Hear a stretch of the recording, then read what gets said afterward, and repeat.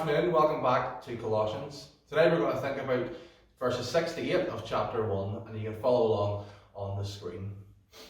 In the same way, the gospel is bearing fruit and growing throughout the whole world, just as it has been doing among you since the day you heard it and truly understood God's grace.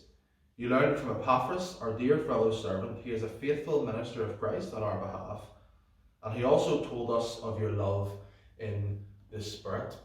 Yesterday we thought about how the Colossians received and embraced the gospel. The word gospel literally means good news. It's the word the Bible uses to summarise what God has done for us in Christ. The good news of how Jesus came to earth and lived a perfect life. The good news of how he died on a cross as a sacrifice for sin, paying the debt that we owed.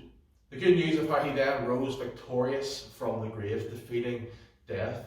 The good news of how he is now seated in heaven, praying for us, and will one day return to judge the world. The gospel is a small word that summarises so much of what God has done for us in Christ. The gospel, according to the verses we thought about yesterday, is a message of faith, hope, and love. A message that had been embraced by the Colossians.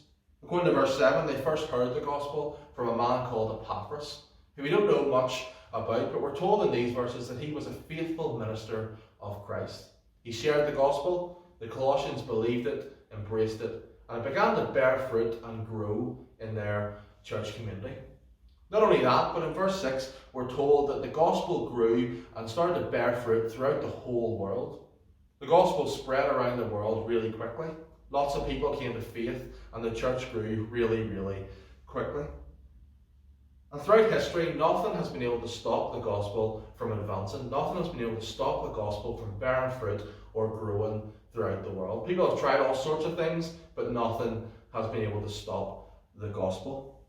Nothing has been able to stop people from coming to faith in Christ. Over the last few months, COVID-19 has brought a lot of our lives to a complete standstill.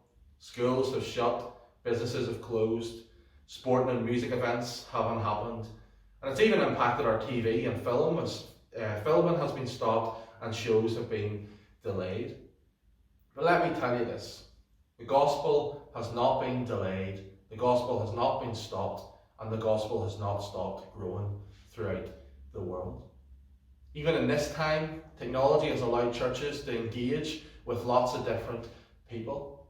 People have come to faith over the last few months. People have grown in their faith.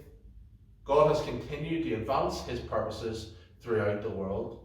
God's kingdom has continued to advance in every single part of the world.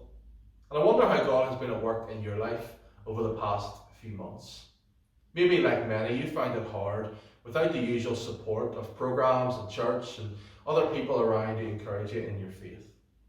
But what if God is calling you at this time to take more ownership for your faith, to be more intentional about your own personal devotion, spending time in the Bible and in prayer?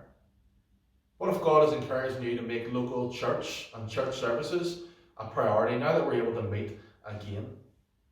I wonder, are you excited for YF starting back next week? I really am, and I encourage you to come along and join us. I wonder what fruit the gospel is producing in your life at this time.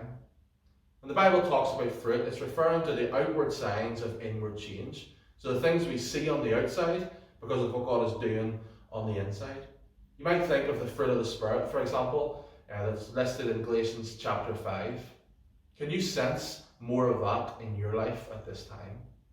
Do you have a desire to know God more? Do you have a desire to honour him? Do you have a desire to tell other people about him? That's all what the Bible describes as fruit.